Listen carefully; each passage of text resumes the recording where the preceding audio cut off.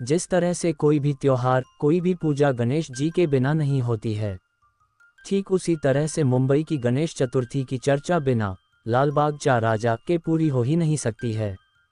लाल बाग चा राजा मुंबई के सबसे चर्चित गणेशोत्सव पंडालों में से एक है, जिनके दरबार में आम से लेकर खास तक हर कोई हाजिरी जरूर लगाता है। लगभग 9 दशकों से मुंबई में लाल बाग चा राजा का दरबार सजता आ रहा है। हेलो दोस्तों, मैं किशन और आज फिर एक नई कहानी लेकर हाजिर हूं, जो भगवान गणेश चतुर्थी को लेकर आया हूं। गणेश उत्सव कब से शुरू हुआ है और क्यों हुआ है, तो चलिए जानते हैं। कब शुरू हुई थी लाल बाग चा राजा की पूजा? लाल बाग चा राजा की पूजा लगभग 90 सालों पहले 1932 के आसपास शुरू हुई थी। ये वह दौर था जब भारत में आज़ादी की आग धधक रही थी। उस समय इस इलाके को मिलों का गांव कहा जाता था, क्योंकि यहाँ लगभग 130 कपास की मिलें थीं। 1932 में किसी कारणवश ये मिलें बंद हो गई, जिससे यहाँ रहने वाले व्यापारी और मछुआरे समुदाय के लोग काफ़ी ज़्यादा प्रभावित हुए। कहा जाता है कि मछुआरों ने उस समय गणपति बाप्पा से मन्नत मांगी कि अगर उनका रोजगार बचा रहा तो वे गणपति उत्सव मनाएंगे। स्थानीय लोगों के अनुसार सौभाग्यवश मछुआरों को अपना नया बाजार बनाने के लिए जमीन मिल गई और तभी से यहाँ लाल बाग चा राजा की पूजा शुरू हुई। 1934 में लाल बाग चा राजा गणेशोत्सव मंडल की स्थापना की गई थी। उसके बाद से ही स्थानीय निवासी लाल बाग चा राजा को इस क्षेत्र का संरक्षक देवता मानते हैं। कहा जाता है कि भगवान के प्रति अपनी श्रद्धा और सम्मान को दर्शाने के लिए मछुआरों ने उस जमीन का एक हिस्सा वार्षिक सार्वजनिक गणेश मंडल, वर्तमान में लाल बाग, को सौंप दी थी। मूर्ति और प्रसाद से जुड़ी परंपराएं लाल बाग चा राजा की पूजा के साथ साथ इस मूर्ति और यहाँ मिलने वाले प्रसाद से भी जुड़ी परंपराएं भी काफ़ी खास हैं। पिछले 90 सालों से लाल बाग चा राजा की मूर्ति बनाने का काम एक ही परिवार, मधुसूदन कांबली का परिवार, पीढ़ी दर पीढ़ी से करता आ रहा है। सिर्फ मूर्ति ही नहीं, कहा जाता है कि इस मंडल में भगवान को चढ़ाई जाने वाले मोदक और लड्डू भी श्री भवानी केटर्स ही हमेशा से बनाते आ रहे हैं।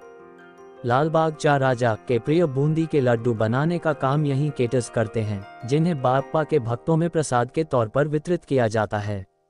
लाल बाग चा राजा की सबसे बड़ी खासियत होती है कि यहाँ भगवान गणपति को एक राजा के तौर पर सिंहासन पर विराजमान रूप में ही दिखाया जाता है।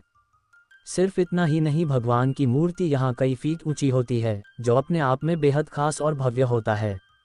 इनके दरबार में सितारे भी उतर आते हैं जमीन पर। मुंबई में लोअर परेल के पास होती है लाल बाग चा राजा की पूजा।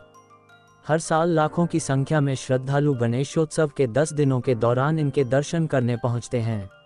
मुंबई में सबसे ज्यादा लोकप्रिय गणेश पूजा मंडलों में लाल बाग चा राजा का नाम शामिल है। दर्शनार्थी यहां पूरी रात लाइन में लगकर भगवान गणपति के दर्शन करते हैं। लाल बाग चा राजा के दरबार में हाजिरी लगाने के लिए आम लोगों के अलावा खास लोग भी पहुंचते हैं, जिसमें बड़ी संख्या में फिल्मी सितारे और राजनीति से जुड़ी हस्तियां शामिल होती हैं। एक तरह से कहा जा सकता है कि अगर आप गणेश चतुर्थी के दौरान फिल्मी सितारों को करीब से देखना चाहते हैं तो लाल बाग चा राजा के दरबार में जरूर जाएं। वहां आपको हर दिन कोई न कोई फिल्म स्टार जरूर दिख जाएगा।